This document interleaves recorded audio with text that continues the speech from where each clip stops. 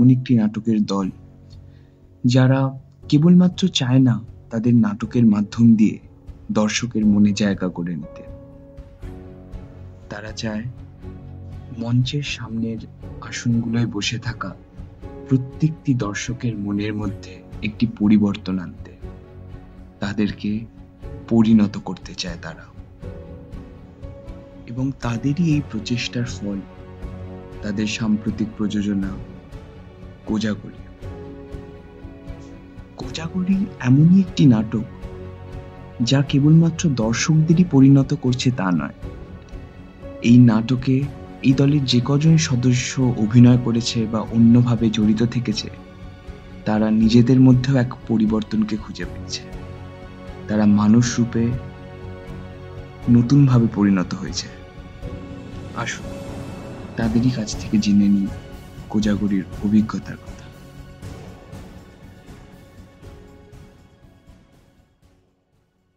প্রথমত বেলঘড়িয়া অভিমুখ একটি নতুন দল, আর তাদের যে মূল কর্ণধার অশোক মজুমদারই প্রথম আমার বাবা অর্থাৎ কৌশিক চট্টোপাধ্যায়ের কাছে এই সাইলাস টিম্বারম্যান বইটি নিয়ে যায়।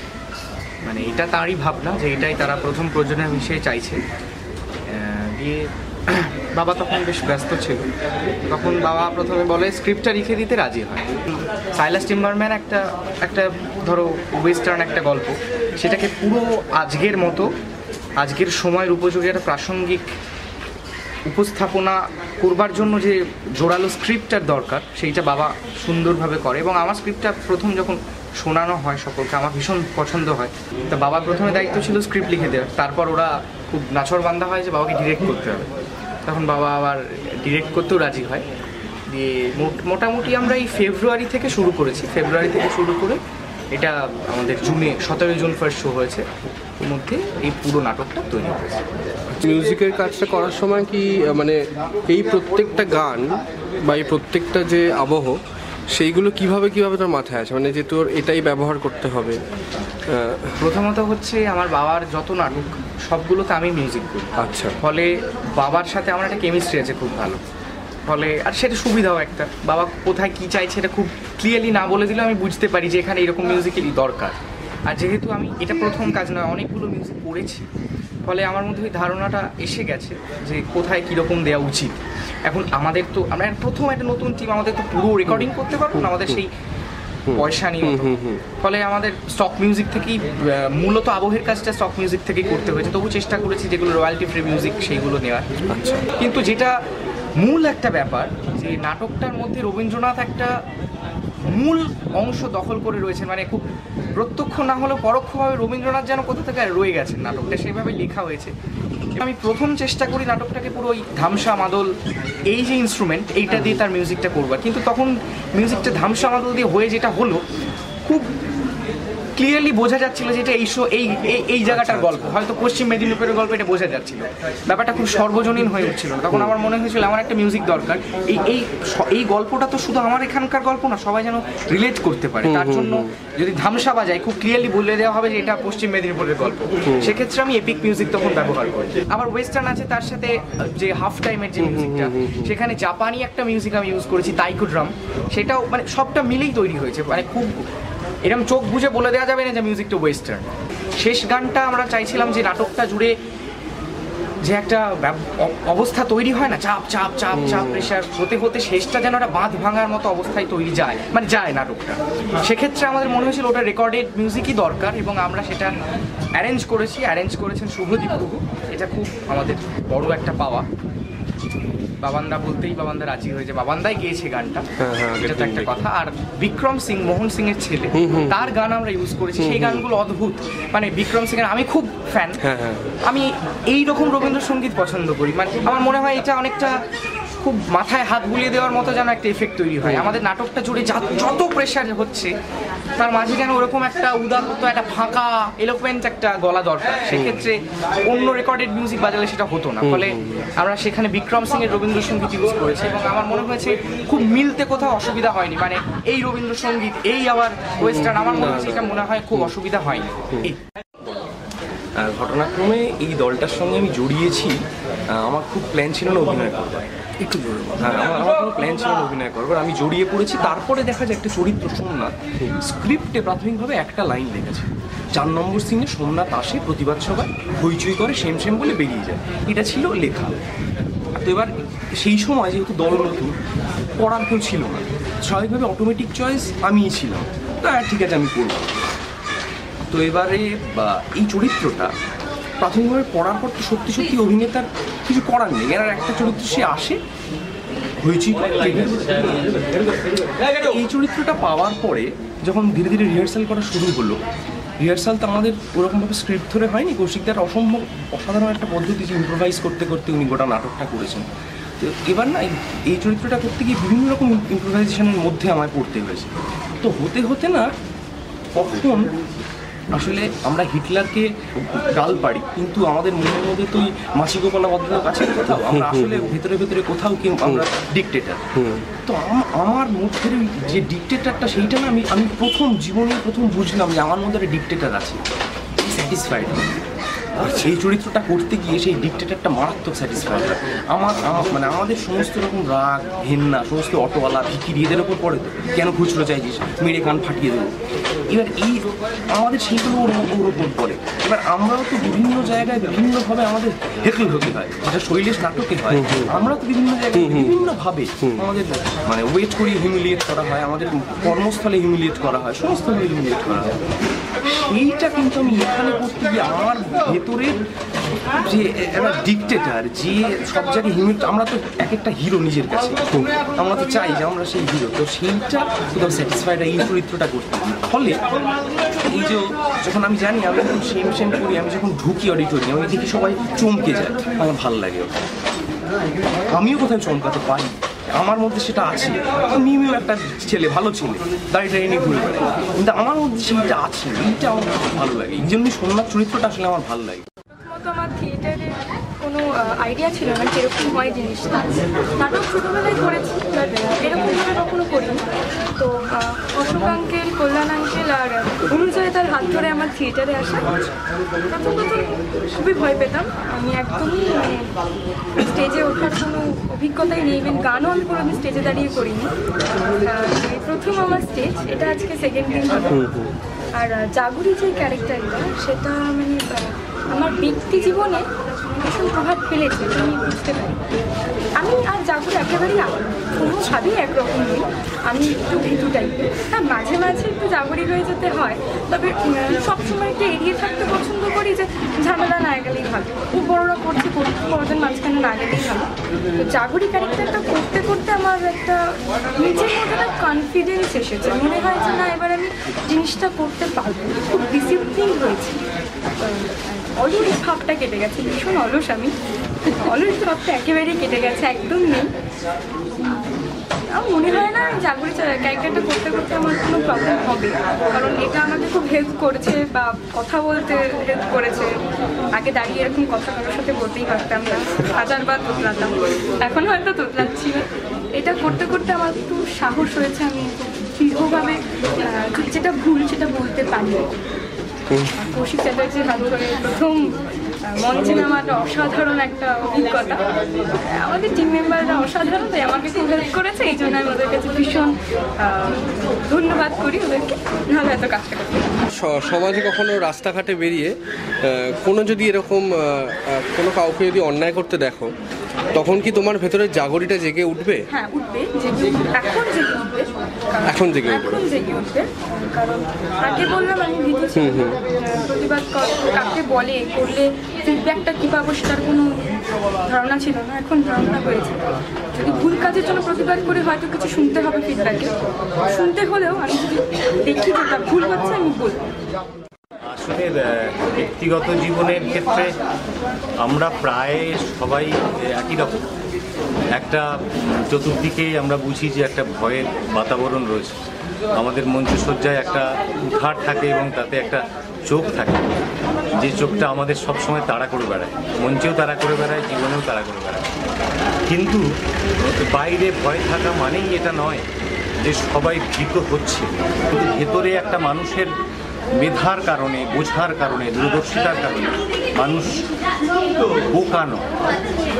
যারা ভয় দেখায় তারা ভাবে মানুষ বোকা, কিন্তু মানুষ বুঝে যায় যে না, এটা ঠিক নয়, সেইটা লুকিয়ে থাকে। কোনো কোনো পরিস্থিতিতে মৌসুমি বায়ু যখন আসে বা ধরো কোনো ঝড় ওঠে, তখন আমরা গেয়ে উঠি। আমাদের মধ্যে গান থাকে, পাগলা হাওয়া থাকে, কিন্তু আমরা গেয়ে উঠি। এই নাটকটা সাইলাস টিম্বারম্যান একটা 50s উপন্যাস, কিন্তু তার ভেতরের যে কথা সেটা চিরকালীন, সভ্যতার ইতিহাসের একটা পর্যায়ের পর থেকে এটা প্রায় প্রাসঙ্গিক হয়েই রয়েছে, আজও রয়েছে। আজও যে রয়েছে তার প্রমাণ আমরা দেখতে পাচ্ছি দর্শকদের প্রতিক্রিয়া থেকে। সেইটা কৌশিক চট্টোপাধ্যায় আমার বন্ধু, আমরা একসাথে কাজ করি শান্তিপুরে। কৌশিক যেমন নাটক লিখেছে তেমন ভালো নির্দেশনা করেছে, আমরা সবাই মিলে কাজটা করেছি। বেলঘরিয়া অভিমুখ অসম্ভব ভালো কাজ করেছে। এটা একটা প্রসেস, যে প্রসেসটা শুধু থিয়েটার, সচেতনতা, আমার ভেতরের মানুষ। হ্যাঁ, আমার জীবনে এরকম ধরনের অভিজ্ঞতা আছে। আমি জয়ন্ত ব্যানার্জির কথা বলছি, আমার এরকম অভিজ্ঞতা আছে, এরকম বাগান কাটা নিয়েই অভিজ্ঞতা আছে, আন্দোলন করেছি আমি, কিন্তু সবার সেটা নেই।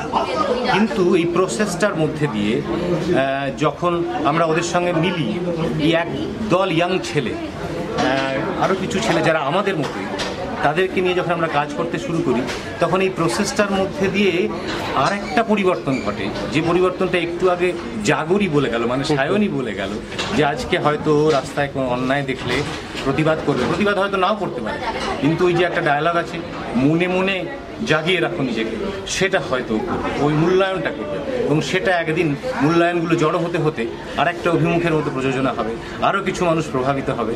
সেই কাজটা ঘটেছে। এটা শুধু আমার ম্যাচিউরিটি বা আমার জীবনযাপন বা অশোকের জীবনযাপন বা কল্যাণের জীবনযাপন বা কৌশিকের জীবনযাপন, শুধু এইটা নয়, তার সঙ্গে এই পদ্ধতিটা, একসাথে কাজ করার পদ্ধতিটাও যেন আমাদেরকে কোথাও একটা উত্তরণ ঘটেছে, যেটা আমরা অনেকদিন থিয়েটার করতে করতে আমি কৌশিককে বলছিলাম যে দেখ, আমরাও তো কাজ করি, প্রচুর আলোচনা হচ্ছে, প্রচুর কাজ হচ্ছে, কিন্তু এইটার মধ্যে আমরাও যেন শান্তিপুর থেকে এসে কাজ করেছি, কিন্তু নিজেদেরকে রিফ্রেশ করেছি, আমরাও যেন অনেকদিন পর যুবক হলাম যেন। এই শৈলেশ চরিত্রটা করতে করতে প্রতিনিয়ত, বিশেষত বক্তৃতার জায়গাটা, আমি যখন প্রথম রিহার্সাল করি বক্তৃতার জায়গাটা, আমার বারবার মনে হচ্ছিল যে আমি সেই অশোক আমি, এবং বলতে বলতে আমি প্রতিদিন রিহার্সালে কেঁদে ফেলতাম। আজকে সেই অনুভূতিটা আবার ফিরে এসেছিল। সেই আমার ওই উত্তরণটা আমার বারবার মনে হয় যে মানে আমি সত্যি সত্যি আর একটা জার্নিতে পৌঁছলাম, এবং আমি ভেতরে ভেতরেও যেন চেষ্টা করছি অন্তত যে ওই রকম জায়গাটায় অন্তত যদি যেতে পারি। ফলে শৈলেশের এই জার্নিটা আমাকে অন্তত বিরাট উপকার দিয়েছে, আমাকে ভাবিয়েছে, আমাকে নাড়িয়ে দিয়েছে। আমরা একটা অনুভব করেছি, ওই জাগরি থেকে বলো, উজান থেকে বলো, বাণী থেকে বলো, কল্যাণ থেকে বলো, প্রত্যেকের অভিনয়ের জায়গায় মানে স্কিলের থেকে আমরা অনেস্টির সন্ধানটা বেশি পেয়েছি, যেটা বোধহয় এই প্রযোজনার একটা সম্পদ বলে আমাদের মনে হয়েছে, এবং যেটা আমাদের কেউ উত্তরণ ঘটিয়েছে। তুমি নিজের জীবনে তোমার এই চরিত্রটা তোমার সঙ্গে কতটা মেলে, আমি সেটা জানতে চাইছি। মানে, এবং আরেকটা কথা এটা জানতে চাইবো, সেটা যে সময়টা তুমি ভেঙে পড়লে শৈলেশের কাছে, নিজের স্ত্রীর কথা বলে এবং নিজের পরিস্থিতির কথা বলে, এবং যেখানে শৈলেশ বললো যে প্রত্যেক যে দেশে বীরেরই দরকার, সেই দেশের মানে যে কী অবস্থা সেটা সত্যি আমাদের বোঝা দরকার। তো তোমার সেই ভেঙে পড়াটার মধ্যে আমি অসম্ভব একটা মানে অনেস্টি দেখেছিলাম। মানে আমার মনে হচ্ছে তুমি সত্যি ভেঙে পড়ছো। সেখানে কি তুমি ভাঙছিলে, তোমার চরিত্র ভাঙছিল, না তুমি সত্যি ভেতর থেকে ভাঙছিলে? আমি সেটা একটু জানতে চাইছি, কারণ আমি ভেঙে পড়াটার মধ্যে একটা অদ্ভুত অনেস্টি দেখেছি। হ্যাঁ, প্রথম কথা যে আমি এই সুযোগে একজন আমার বন্ধু অশোককে ধন্যবাদ জানাই। প্রথম কথা, আমি থিয়েটার করতাম রাস্তাঘাটে, আমাকে প্রায় তুলে এনেছে, সেটা বলতে পারি। 1 নম্বর। 2 নম্বর হচ্ছে যে আমি লীলাময় নই, একেবারেই নই, কারণ আমি ব্যক্তি জীবনে একদমই লীলাময় নই, সেটা অশোক ভালো জানে। প্রত্যেক মুহূর্তে আমাকে ধমকাতে হয় ওকে। এবং দ্বিতীয় বিষয় যেটা, সেটা হচ্ছে যে কোথাও গিয়ে কৌশিকদা, অশোক, এবং বিশেষ করে কালকে একটা লেখা আমি যাকে ডেডিকেট করেছি, কোথাও গিয়ে 3টে মানুষ আমাকে লীলাময় হতে গিয়ে অসম্ভব সাহায্য করেছে। এবং কৌশিকদা আগের দিনও রিহার্সালে সেই একই কথা বারবারই করে ঘুরে ঘুরে বলছিল যে কোথাও গিয়ে সেই সত্যটা ধরার চেষ্টা করে। এবং আমি কৌশিকদার একটা কথা ভীষণভাবে বিশ্বাস করি, সেটা অশোককে সে শেয়ার করছিলাম, সেটা হচ্ছে যে চরিত্রটা যেমন কাছে তেমন চরিত্রটা দূরে, ফলে সেখানে দাঁড়িয়ে আমার লীলাময়কে আমি দেখেছি। এটা আমি আমাদের একটা চিঠি লেখানো হয়েছিল আমাদের সবাইকে দিয়ে, বিভিন্ন লোককে বা বিভিন্ন ক্যারেক্টার তারা বিভিন্ন জনকে চিঠি লেখে। তো সেই চিঠিতে আমি কোথাও গিয়ে লীলাময়কে আমি দেখে একদিন সারা রাত্রি জেগেছি, কাল সকালে দিতে হবে, নালে কৌশিকদা খারাপ ভাববে বা বলবে শুনলি না কথা আমার, কেন করলি না। তো সেক্ষেত্রে আমি সারা রাত্রি জেগেও পারছিলাম না। ভোরবেলায় হঠাৎ করে আমার প্রচণ্ড বৃষ্টি হচ্ছে, সেই সময় আমি একটা লেখা লিখি আর চিঠি লিখি। সেটা আমি অশোককে অফিসে গিয়ে পড়িয়েছিলাম। অশোক বললো এবার ঠিক আছে, কিন্তু কোথাও গিয়ে মানে লীলাময় আমাকে টাচ করে, কিন্তু আমি আপ্রাণ চেষ্টা করেছি লীলাময় থেকে দূরে থাকতে, কারণ এটা যদি আমার কোনোদিন গ্রাস করে তাহলে আসল কল্যাণটা একদম হারাবে। সেটা আমি চাই না, কখনোই চাই না। আমরা একটা সময় এক জায়গায় কাজ করতাম, তারপরে ও চলে যায় কলকাতায়, আমি চলে যাই আমার পুরনো জায়গায়, কিন্তু আমার বিশ্বাস ছিল ও ফিরবে না, আমি ফিরবো একসঙ্গে। সেই ফেরাটা আমাকে, জার্নিটা আমার কাছে লীলাময়।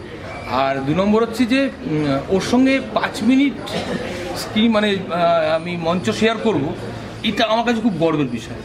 না ঠিক আছে, আমি মন থেকে বলছি, কেননা ভালো লাগার কথা বলছি, এটা নিয়ে আপত্তি করার কোনো কারণই হয় না।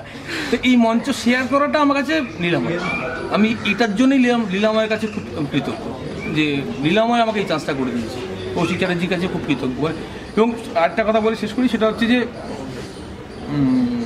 গত পরশুদিন আমরা একটা রিহার্সাল করছিলাম, সেখানে আমি কিছু রিভিউ শুনে একটু পাকামো করেছিলাম যে আমার ডায়লগটা নাকি স্পিডে যায় অমুক তমুক। তো সেটার জন্য আমি খুব অশোককে একদিন বলে অশোক আমি একটু না চেঞ্জ করি।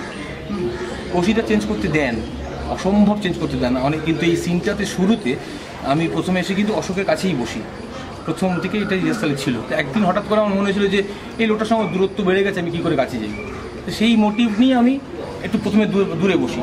তা কৌশিকদাকে আমি বলিনি, আমি বলতে গেলাম, বললো করে দেখার পরে সেদিনকেও বললো যে ওই জায়গাটা আমার অসম্ভব, এই মোটিভটা আমার খুব ভালো লাগে, বললেন যেটা করে। হ্যাঁ, কিন্তু এই সুযোগে কৌশিকদাকে আমি থ্যাঙ্কস জানাই। সেটা লাস্ট রিহার্সালটা আমার কাছে কৌশিকদার দেওয়া সবচেয়ে বড় কিছু।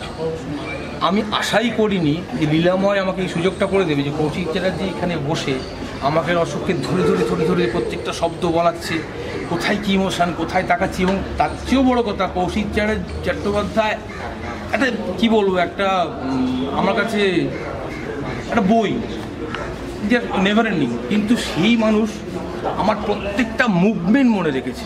আমি কোথায় জামা ধরি, কোথায় চশমা খুলি, কোথায় কী করি, এটা আমার কাছে না আমি অবিশ্বাস্য। এবং অশোককারীর কথা স্বীকার করেছিলাম। লীলাময় আমি ভেবেছিলাম যে জয়ন্ত ব্যানার্জি স্বাভাবিক, দারুণ গলা, দারুণ বলে, হ্যাঁ, কোথায় জাগরি, কোথায় ময়ূরী, কোথায় এরা হচ্ছে গিয়ে মলার চরিত্র যাকে আমরা বলি আর কি, অথর ব্যক্ত। কিন্তু আমি লীলাময় চরিত্রটা আমি 5 নম্বর সিন আমি এইটুকু কোনোদিন বিশ্বাসই করিনি যে এইটাকেও লোকে এত ভালোভাবে নেবে, এত ভালোভাবে কথা বলবে, আমাকে এরকম ইন্টারভিউ নেওয়া হবে, আমি ভাবিনি। কিন্তু ওই দিনকে আমি বিশ্বাস করতে শুরু করলাম যে কৌশিক চট্টোপাধ্যায় যদি ওই 5 নম্বর সিনটা নিয়ে প্রায় 1.5 ঘন্টা সময় দেন, আমাকে ওকে নিয়ে, লীলাময়কে নিয়ে বারবার কথা বলতে থাকেন, তার মানে কিছু একটা ব্যাপার আছে। প্রথমত হচ্ছে এটা তো একদমই ঠিক যে ময়ূরী ক্যারেক্টারটা আমি করছি, তার সাথে আমি জয়তী একদমই আলাদা। আমি প্রচণ্ড চঞ্চল, এত স্থির, এত ধীরে কথা বলি বা এরকম বলি না। মানে এখন ইন্টারভিউ দিচ্ছি বলে আর একটু বলছি। সত্যি কথা বলতে হ্যাঁ, কিছুটা তো পরিবর্তন এসছে এই ক্যারেক্টারটা করতে গিয়ে। কিছুটা নিজেকে মানে স্থির করতে যাচ্ছি, এইভাবে মানে হচ্ছি আর কি, কিছুটা হচ্ছি, সেটা আমার কাজের ক্ষেত্রেও সুবিধা হবে। আর দ্বিতীয়ত বলি যে জুড়ে গেলাম বলতে আমি অনেক দিন ধরে থিয়েটার করছি, 7 বছর হয়েছে আমি একটা দলের সাথে আছি, কিন্তু না ক্যারেক্টার করেছি, কিন্তু ক্যারেক্টারকে ছোঁয়া মানে সেই ময়ূরী ক্যারেক্টারটা হওয়া, এটা শিখিয়েছে কৌশিক চট্টোপাধ্যায়। মানে কীভাবে একটা ক্যারেক্টার হয়ে ওঠা যায় এবং কীভাবে তার পাস্টে যাওয়া যায়, তাকে নিয়ে ভাবা যায়, তাকে খুঁজে বার করা। ময়ূরীর ছোটোবেলা সমস্ত কিছু নিয়ে নিজের সাথে ময়ূরীকে আরও মিলিয়ে কতটুকু কি করা যায় সেটা শিখিয়েছেন একেবারেই কৌশিকদা। আর মানে অশোকদাকে ভীষণভাবে থ্যাঙ্কস জানাবো, কারণ অশোকদার আমি আগে যে দলে করতাম একসাথেই প্রথম অশোকদাই আমাকে এখানে নিয়ে এসছে যখন দলটা খুলি, তো সেই থেকে এইভাবে জুড়ে যাওয়া অভিনয়ের সাথে। কারণ আমি একদমই থিয়েটারের লোক নই, এটা আমার প্রথম স্টেজ মানে সেকেন্ড স্টেজ শো এই দলের সঙ্গে আর কি। একটু আসার ব্যাকগ্রাউন্ডটা বলি, আমি অশোকদা আমার খুব পুরনো বন্ধু, মানে আমি ছাত্র জীবনে অশোকদার বন্ধু ছিলাম। সেই জায়গা থেকে অশোকদা একদিন আমাকে বললো অভিনয় করবি, মানে আমি খুব অবাক হয়ে গেলাম যে এটা আমার কোনো খেলার বিষয় নাকি অভিনয় করবি। বললো না, তোর জন্য একটা চরিত্র আছে, তুই দেখ। আমি খুব পাগলের মতো বলছি তুমি এসব দুধ ছেড়ে দাও, হবে না। কিন্তু যাই হোক, বললো তুই আয়, নিয়ে এসছে এবং নিয়ে আসার পর আজকে দাঁড়িয়ে গেছে দেখলাম, মনে হলো। না না অবশ্যই এটাই। আর সেকেন্ড হচ্ছে এই ক্যারেক্টারটার সঙ্গে আমার জীবনের কতটা মিল আছে। ক্যারেক্টারটার দুটো সাইড আছে, একটা হচ্ছে সে ব্যক্তিগতভাবে অসম্ভব একটা প্রতিবাদী চরিত্র এবং নিজের একটা সার্কেল আছে এবং খুব সিলেক্টিভ, এটার সঙ্গে আমার ভীষণ মিল আছে। মানে আমি ব্যক্তিগতভাবে কিন্তু সত্যি খুব প্রতিবাদী, মানে আমি একদম সহ্য করতে পারি না আমার সামনে যদি কিছু হয়, তার ফলে ওইটা ধরতে আমার খুব একটা সময় লাগেনি।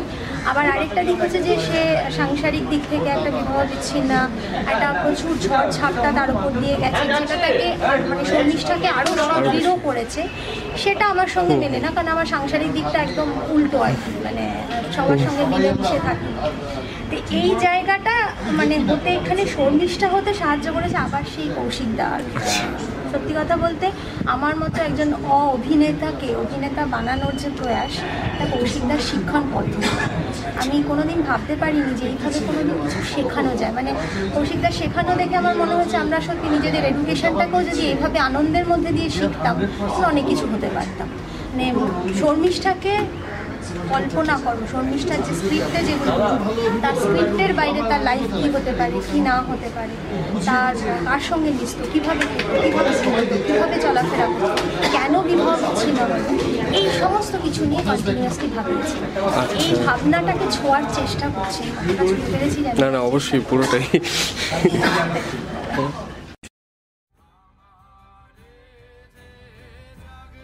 কোজাগরি কেবলমাত্র একটি নাটক নয়, এই সমাজে যারা ভয়তে জর্জরিত হয়ে বেঁচে থাকে, কোজাগরি তাদের কথা।